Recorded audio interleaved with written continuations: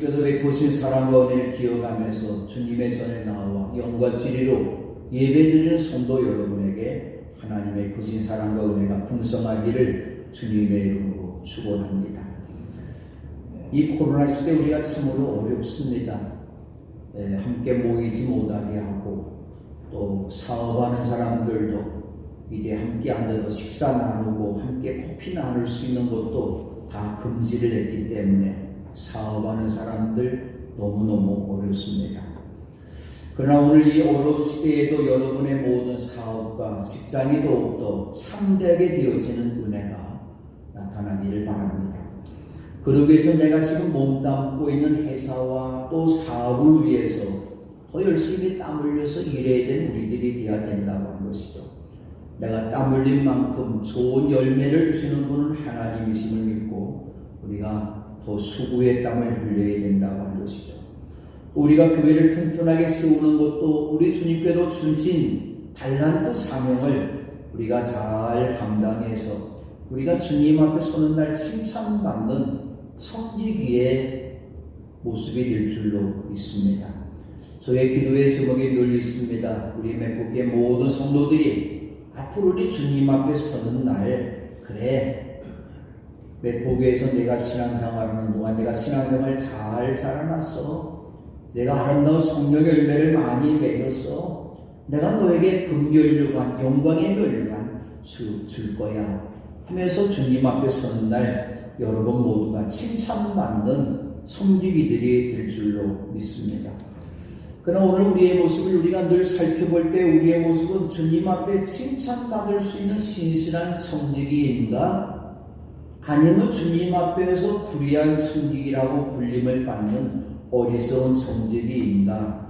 우리 모습을 늘 살펴보면서 어쩌면 예수님께서 이 땅에는 모든 성직들이 불의한 성직이라는 사실을 아셨기 때문에 어떻게 하면 칭찬받는 성직이가 될 수 있는가 하는 것을 우리에게 오늘의 말씀을 통해서 가르쳐주고 있는 것이죠. 오늘 불의한 성직이가 자기 일을 잘 일하는 나중에 정리하는 과정에서 칭찬받는 성지기가 된 까닭이 있습니다. 그럼 이 사람이 무엇 때문에 주인으로부터 불의한 성지기라고 낙인을 찍혔고 어떻게 해서 이렇게 주님으로부터 칭찬받는 성지기가 되었을까요? 불의한 성지기가 된 까닭이 바로 여기에 있습니다. 오늘 주님이 주신 것 같고 어리석은 부자와 같이 자기만을 위해서 재물과 돈을 쓴 사람이었던 것이죠. 그런데 이 빚진 사람들을 위해서 어려운 재물을 위해서 주님의 뜻이 무엇인가를 바로 알고 그들을 돕는 일을 했기 때문에 바로 인생의 모든 재물과 돈이 없어질 날을 위해서 준비할 줄 아는 슬기로운 모습으로 그가 변화되었기 때문이죠. 우리가 주님으로부터 칭찬받는 성지기가 되기를 원한다면 우리의 재물과 돈의 노예가 돼서는 안 된다는 것이죠. 재물과 돈의 주인은 내가 아니고 온 세상 만물을 창조하신 하나님, 섭리하시는 주님 것이라는 것을 우리가 고백하고서 주님이 나에게 주신 것을 우리가 가지고서는 나만 외에도 사용하는 것이 아니라 내 가족 위해서, 내 이웃을 위해서, 우리 사회를 위해서, 우리 교회를 위해서 가치 있게 사용해야 된다고 하는 것이죠. 예수님께도 불의한 성직이 필요해서 불의한 성직가 주인으로부터 칭찬 듣게 된 까닭은 주인이 준 재산을 갖고 슬기롭게 잘 백서했기 때문이라고 말씀하시면서 예수님이 이렇게 말씀하십니다. 이 세상의 자녀들이 자기네들끼리 거래하는 데는 빛의 자녀들보다도 슬기롭다. 어쩌면 세상 사람들이 우리들보다도 더 슬기롭게 모든 일을 잘하고 있다 그런 이야기죠. 그래도 우리가 예수를 믿는다고 말하면서도 슬기롭게 대처하기보다는 우리의 모습을 주님이 아셨기 때문에 너희들도 세상 자녀들보다도 더 슬기롭게 재물과 돈을 잘 다스릴 수 있는 사람이 되라고 하면서 오늘의 말씀을 주셨던 것이죠. 우리는 먼저 주님께서 불의한 셈을로 친구를 사귀라고 하는 말씀을 잘 귀담아 들어야 됩니다. 아리스토텔레스는 사람을 사회적 동물이라고 말했습니다. 원시 시대부터 온누리를 사는 모든 사람들이 홀로 살 수 없는 것이죠. 요즘에 TV에 나오는 것 가운데 자연인이라는 프로그램이 있어요. 세상을 등지고 부모를 등지고 때로는 남편이나 아내를 등지고 깊은 산골짜기 들어가서 사는 사람, 홀로 사는 사람이죠. 근데 사실은 홀로 사는 것 같지만 그 사람이 어느 날인가 무엇인가 구하려고, 쌀을 구하려고, 때로는 어떤 기름을 구하려고, 어떤 반찬을 구하려고 세상에 내려오죠. 이 땅에 홀로 살 수 있는 사람은 아무도 없다고 하는 것이죠.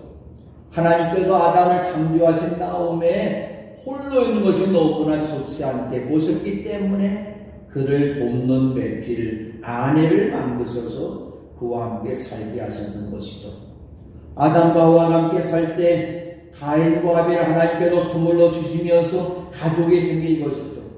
그리고 이 가족과 가족이 만나면서 우리의 이웃을 만들고 우리의 사회를 만들고 우리의 민족을 만들고 나라를 만들어 간다고 하는 것이죠. 그럼 이렇게 나라 속에서 민족 가운데 살아갈 때에 우리의 이웃과 함께 살아갈 때에 우리의 친구가 있어야 된다고 하는 것이죠. 여러분 지금까지 살아오시면 어떤 친구를 자기 줬습니까? 좋은 친구를 만난다는 것 참 귀한 일이죠. 좋은 친구와 함께 일생을 함께 마지막 나눌 수 있는 것이 얼마나 좋은 일인지 모릅니다. 그런데 우리가 친구를 사귈 때 좋은 친구를 사귀어야 된다고 하는 것이죠. 오늘 예수님께서 친구를 사귀는 방법을 이렇게 말씀하셨어요. 그러므로 내가 너희에게 말한다. 불의한 재물로 친구를 사귀어라. 그래도 그 재물이 없어질 때에 그들이 너희를 영원한 초소로 맞아들이게 하여라. 재물 자체가 불의하다는 말씀이 아닙니다. 재물을 주님의 뜻에 맞지 않게 잘못 사용할 때에 불의한 재물이 된다는 것이죠. 그러면서 불의한 재물로 친구를 사귀라고 말씀하셨습니다. 이 말씀을 우리가 잘 보아야 됩니다. 예수님께서 재물을 친구로 사귀라고 말씀하지 않았어요. 재물이 오늘 우리의 친구가 될 수가 없습니다. 그 재물이 없어질 때에 우리가 열심히 수고해서 때문에 재물을 많이 얻었습니다. 그런데 그 재물과 돈이 우리에게서 없어질 때가 온다고 하는 사실을 예수님이 말씀해 주셨어요. 그런데 재물을 친구로 삼은 사람이 있습니다. 아브라함의 조카 롯이죠. 바로 삼촌 아브라함이 본 은혜보다도 재물에 대해서 소돔과 고모라를 선택했던 거죠. 그리고 그 성에 살고 있는 모든 사람들이 이 재물을 우상으로 섬기며 살다가 엄청난 죄를 저질렀어요.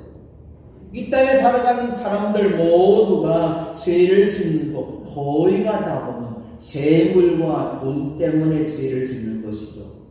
왜 재물과 돈 때문에 죄를 짓고 있을까요? 이 재물을 우상으로 섬기면서 살면 죄를 지을 수밖에 없는 것이죠. 그리고 소돔과 고모라 성에 이렇게 죄를 짓는 사람들이 너무너무 많이 있었기 때문에 의인이 10명도 없었다. 어쩌면 1명도 없었다고 말하는 것도 당연한 말인 것 같습니다. 그래도 하나님께서는 그 소돔과 고모라 성에 유황과 불을 소나기처럼 부어주셔서 그 두 성 안에 사는 모든 사람들과 넓은 들들과 땅에 숨은 모든 재물을 다 엎고 멸하셨던 것이죠. 이때 돈과 재물을 우상처럼 살아왔던 롯은 유황과 불에 모두 다 없어졌던 것이죠. 신앙보다도 재물과 돈을 따라갔던 롯의 가정은 말 그대로 완전히 쫄딱 다 망하게 되었던 것이죠.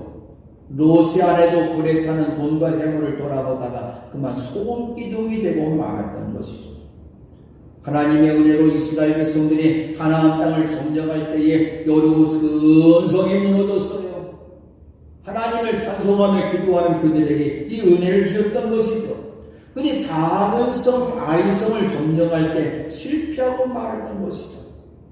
여리고성을 점령한 다음에 그 성의 전리품을 모두가 주님 앞에 바치라고 여호수아가 이렇게 말을 했는데, 그 전리품 그 누구도 자기의 소유로 삼아서는 안 되는데, 아간이라는 사람이 이 샘물과 보온에 눈이 멀어서 신안에서 만든 아름다운 외투 한 벌과 은 200세겔과 50세겔 나가는 금덩이 하나를 보고 탐이 나서 그것을 가져다가 자기 장막한 땅속에 깊이 감추어 주었던 것이고, 사람을 속일 수 있지만 하나님을 속일 수 없습니다. 이 일로 인해서 이스라엘 백성들이 아이성의 점령에도 실패했던 것이죠. 나중에 실패의 원인이 아가림을 알게 된 이스라엘 백성들은 그가 숨긴 외투 한 벌과 은 200세겔과 50세겔 난 금덩이 하나를 발견하면서 그의 아들들과 딸들과 소들과 나귀들과 양들과 장막과 그의 딸의 모든 것을 아골골짜기까지 끌고 가서 아간과 그의 가족과 제사 모두를 돌려주고 불살랐던 것이죠. 탐심의 죄 하나 때문에 자기 가족을 스스로 멸망시키는 죄를 아간이 범했던 것이죠. 재물과 돈은 삶의 목적이 되어서는 안 됩니다. 재물을 친구로 삼아서는 안 되는 것이죠.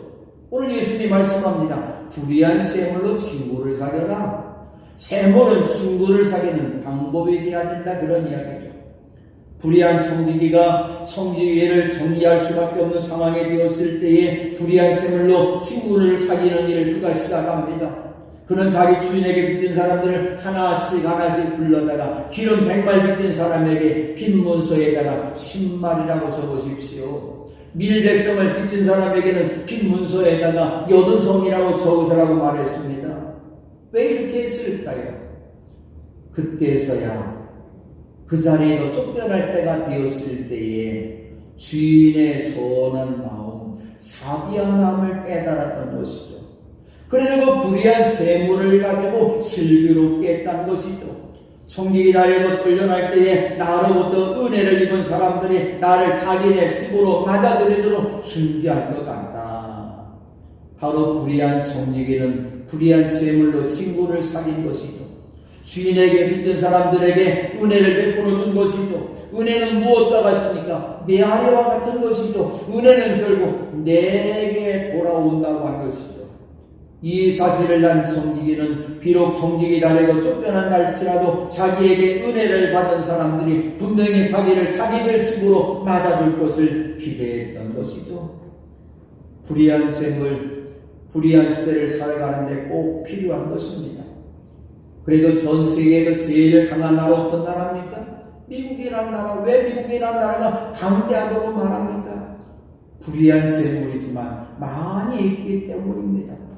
그런데 그 나라는 그 돈과 재물을 자기들만 외에도 사용하지 않고 나눔의 일을 하고 있다고 한 것이죠.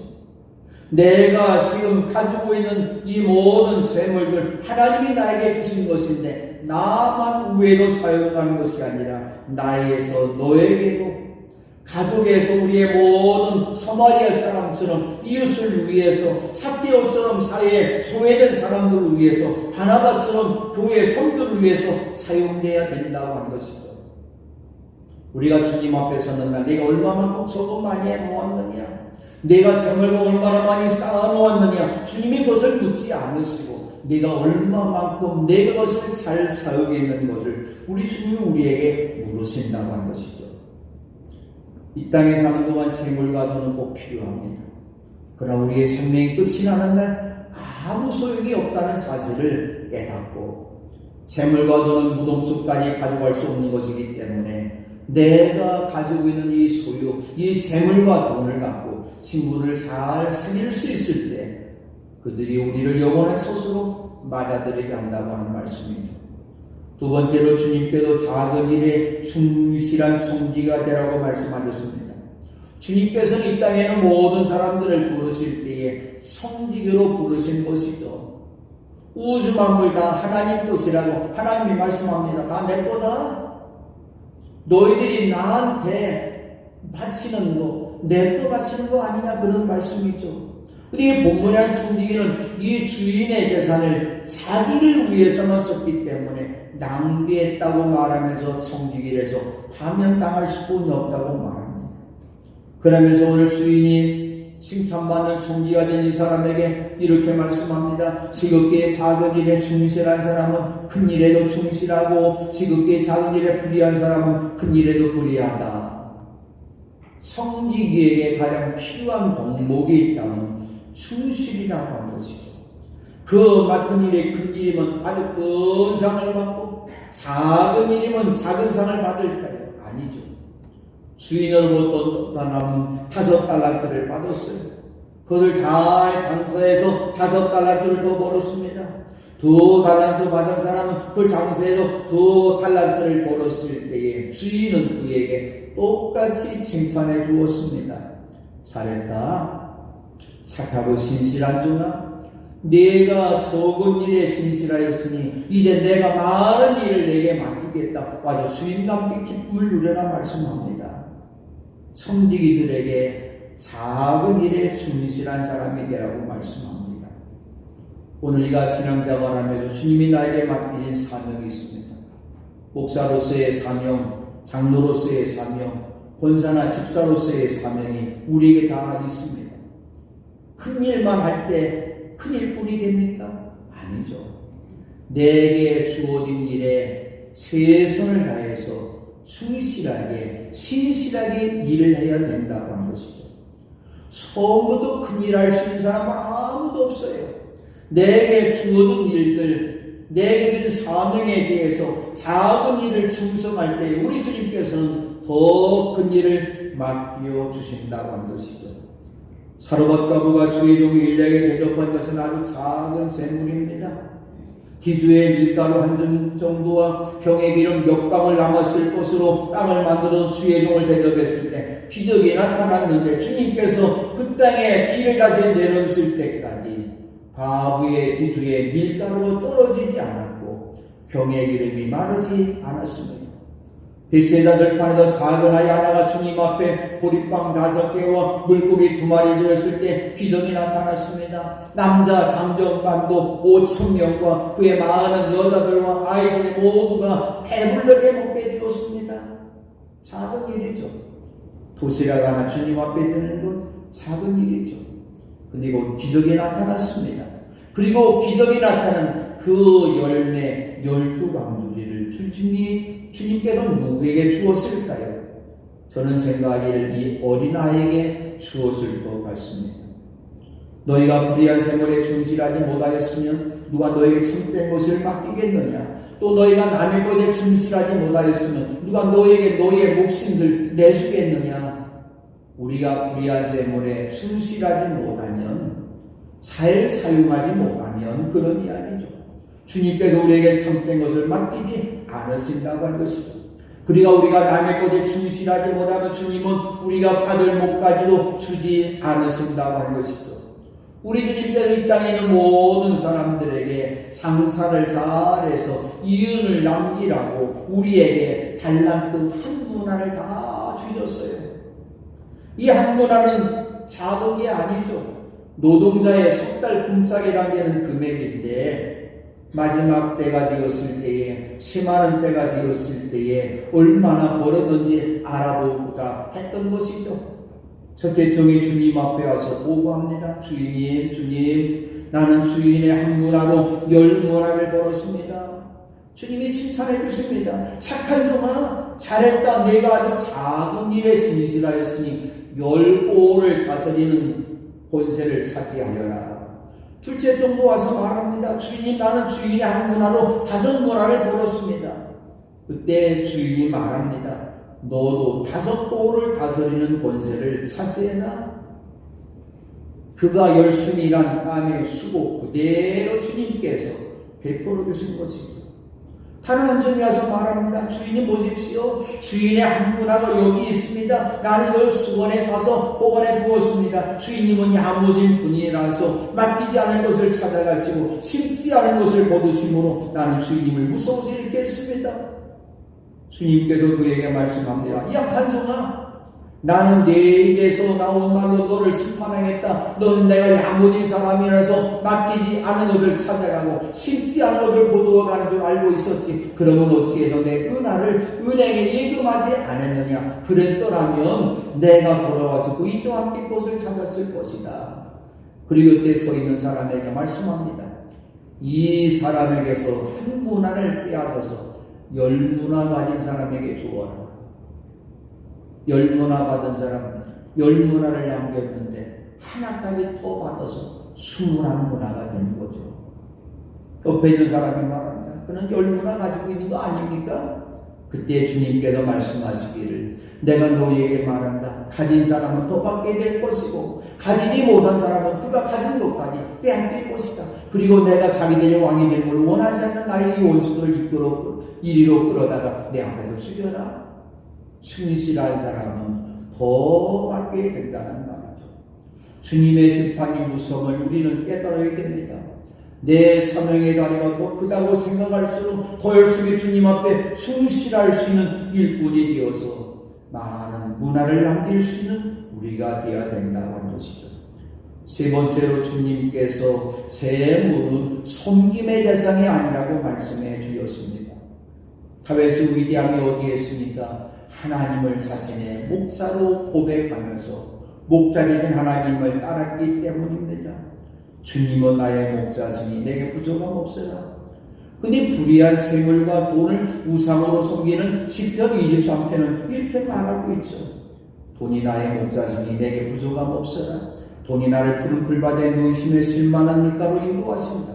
돈이 나에게 다니 새 힘을 주시고 돈의 이름을 위하여 바른 길로 나를 인도하십니다. 내가 비록 죽음의 끈을 골짜기로 다닐지라도 돈이 나와 함께 계시고 돈의 막대기와 지팡이로 나를 보살펴 주시니 내게는 두려움이 없습니다. 돈께서는 내 옷을 보는 앞에서 내게 잔디상을 차려주시고 내 머리에 기름 부으시어 나를 귀한 손님으로 맞아주시니 내 삶이 넘칩니다. 진실로 돈의 선하심과 인자하심이 내가 사는 날 동안 나를 따르는 나는 돈의 집으로 돌아가 영원히 그곳에서 살겠습니다.